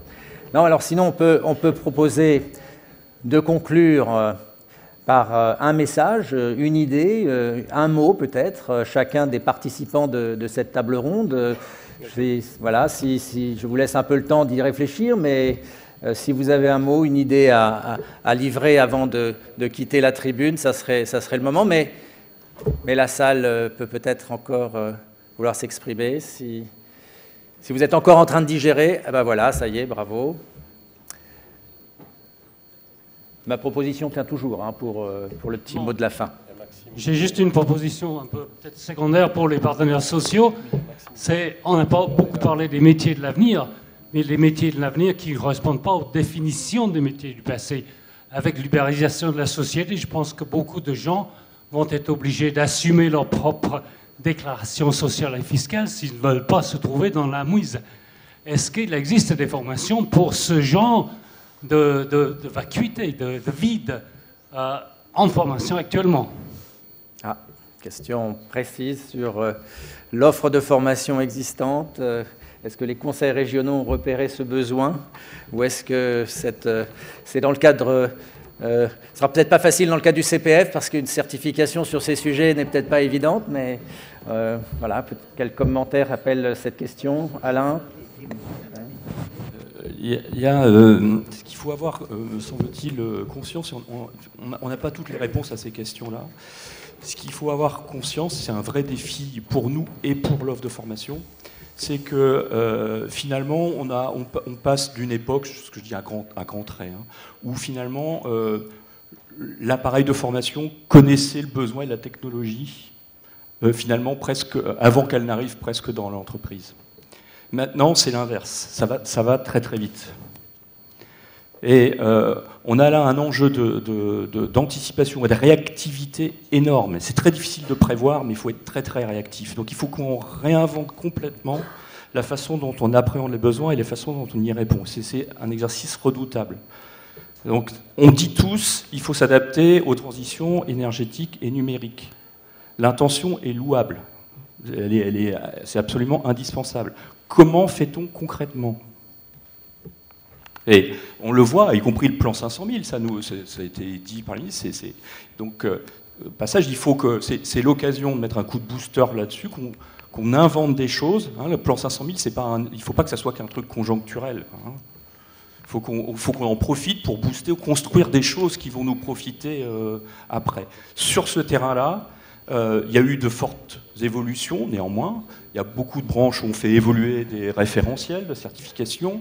Mais globalement, encore une fois, il faut qu'on arrive à trouver la façon dont l'appareil de formation peut plus rapidement répondre à ces besoins. Très bien. Je suis maintenant tiraillé puisque j'ai déjà une main qui se lève dans la salle et d'autres intervenants à la tribune qui veulent s'exprimer, mais je préfère redonner la parole à la salle, si vous voulez bien. Donc on va prendre une deuxième question. Oui, Philippe Chassemont. Vous vous présentez, oui. Oui, Philippe Chassemont, ISFAC, Poitou-Charentes. J'ai démarré dans la formation professionnelle comme conseiller, et ça n'existait pas, le métier en 72. Et j'ai donc vu toutes les mesures, etc. Et il y en a une qui est encore une mesure, hein, qui est la loi de Lebard de 84 ou 3, excusez-moi, vous voyez, comme quoi, qui est une des mesures qui a passé jusqu'alors. Elle a duré 30 ans. Elle est très impliquante entre un employeur et son salarié, parce que ce sont des salariés. Les organismes ont fait un travail de fou sur le terrain pour ramener cette idée contractuelle, c'est-à-dire de s'engager avec un jeune qui n'a aucune compétence, qui ne le sait pas d'ailleurs, il ne sait pas ce que ça veut dire la compétence, et arriver finalement à créer leur propre emploi. Les organismes ont de la maturité, sont devenus quasiment des recruteurs, des partenaires des TPE-PME, M. Petel, pour lequel évidemment on partage cela, et ils créent leur emploi. C'est-à-dire que nous, les organismes, et pas que l'alternance, hein, on fait bien d'autres choses, pour ceux qui se reconvertissent aussi, tout le travail qui est fait en amont, c'est un travail extraordinaire, qui n'est pas rémunéré, mais qui, s'il est bien fait, pour amener les jeunes à la connaissance du métier qu'ils n'ont pas, puisque dans leur formation initiale, on n'en parle pas, on parle beaucoup des filières formation, mais pas des métiers, bien qu'il y a des efforts de fait à l'éducation nationale d'ailleurs. C'est toujours trop tard, mais ça se fait tant mieux. Et finalement, l'employeur arrive, lui, il ne sait même pas si le jeune, le métier lui convient. Donc il est comme un CIO, là, c'est-à-dire que lui, il paye pour finalement se rendre compte. Peut-être que ça ne lui plaira pas, il s'en va. Enfin, tout ça, c'est quand même des organismes qui travaillent vraiment comme des professionnels. Et ce que je vais seulement dire, et parce que j'ai un gros défaut dans l'information des bavards, à l'époque, j'entendais parler aussi pendant 30 ans d'objectifs chiffrés. 500 000 contrat de pro plus apprenti, hein, qui était formule d'alternance initiale, mais qui va bien aussi. Hein. Et on est toujours à peine 500 000, 30 ans après. Et puis là, j'entends des partenaires que j'apprécie, 1 million d'emplois à une époque, maintenant j'entends 500 000 en formation. J'en ai ras-le-bol de tous ces chiffres. Et je voudrais m'adresser, alors là, peu importe qui peut prendre la parole, mais est-ce que vous pouvez m'expliquer que 30 ans après, dans ce pays, on n'est pas encore atteint 500 000 jeunes en alternance? C'est ça ma question. Très bien. Ah. Alors on est un petit peu à côté du sujet de la gouvernance, mais on est peut-être un peu dedans aussi. Voilà, alors, monsieur Lardy prend le... Moi, je voulais faire le... Enfin, pour moi, vous m'avez demandé de faire un mot de fin, donc je vais faire un mot de fin. Deux choses, qui est plutôt un message politique. On va avoir notre délégué général emploi qui va intervenir. Donc moi aussi, on est toujours un peu fébrile quand on nous envoie des chiffres comme ça, dans le cadre d'une tribune présidentielle. Deux choses. Les demandeurs d'emploi, c'est pas que des chiffres. Donc, nous, on participera à cet objectif.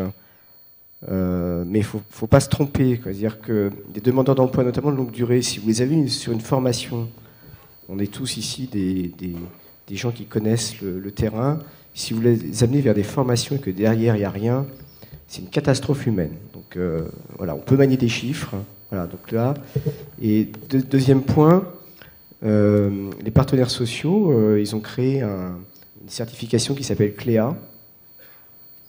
Et la semaine dernière, sous la présidence de Christian, avec le Copanef, on a fait une conférence de presse et on a remis la première certification à une jeune femme sur le socle de connaissances et de compétences.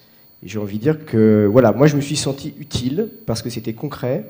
Et voilà, notre façon de travailler, c'est aussi d'être utile. Et voilà, je voulais passer ce message, que derrière des chiffres, il y a des gens. Voilà, et donc il faut être extrêmement attentif à ça. Merci beaucoup. Je vais redonner la parole à la salle, puisqu'une personne...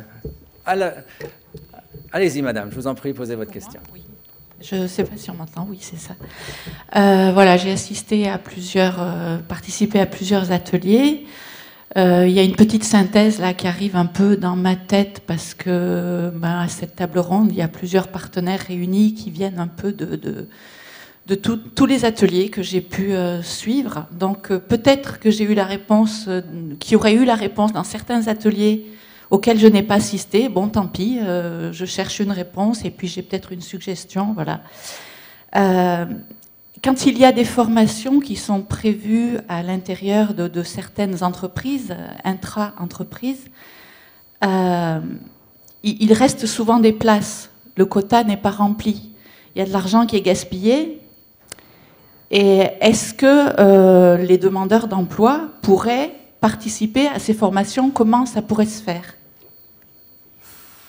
C'est utopique. Ah, très belle idée. Très, très belle idée. Merci. Une proposition concrète. Ce n'était pas le moment de l'écriture d'un livre blanc, mais pourquoi pas essayer d'y répondre. Monsieur Pétel, vous vouliez prendre la parole. Je vais bien répondre aux deux questions. Pour être provocant, déjà, il faut se dire une chose, c'est que la formation ne crée pas l'emploi. Et qu'il ne faut pas s'illusionner sur le fait qu'en formant des demandeurs d'emploi, ça va créer de l'emploi. C'est l'économique qui crée l'emploi, ce n'est pas la formation. Par contre, la formation peut aider considérablement, entre autres sur des publics qu'on évoque là, à créer les conditions de l'emploi et de l'employabilité. Et je crois que les deux remarques qui sont là renvoient finalement à une réalité qui peut être la même, qui est le fait de...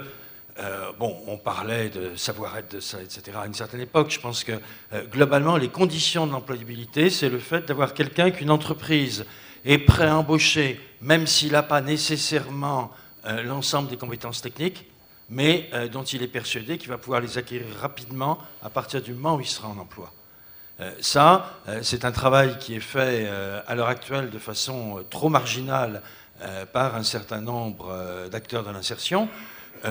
C'est vrai que de l'immersion de demandeurs d'emploi dans des contextes professionnels, c'est ce que vous évoquez finalement après l'intra-entreprise, je ne sais pas si c'est dans le cadre de stage entre-entreprises, mais paraît également une bonne solution. Nous avions, et nous avons toujours eu une proposition qui est de dire, avant des périodes d'apprentissage, avant des contrats de professionnalisation qui sont des SAS d'accès à l'emploi, pourquoi est-ce qu'il n'y aurait pas un SAS? On avait appelé ça le SAS, qui est de dire une période de quelques jours qu'avec un statut qui reste à trouver et qui ne crée pas de relation employeur-employé, on pourra avoir des demandeurs d'emploi qui viennent dans l'entreprise quelques jours.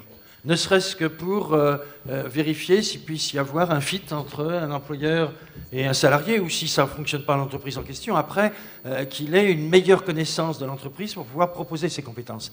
C'est probablement ce genre de choses qu'il va falloir développer, et pas simplement le fait de détourner ou d'utiliser de l'argent de la formation dont nos salariés ont besoin, pour pouvoir, quelque part, se donner bonne conscience par rapport aux chiffres du chômage. C'est avec des actions qualitatives de ce type qu'on s'en sortira. Merci, Monsieur Pétel. On n'a pas tout à fait répondu à Madame, mais c'était peut-être pas facile de répondre à cette question. En tout cas, l'heure a passé et je vais donc remercier les participants de cette table ronde. Merci, vous remercier de sa participation.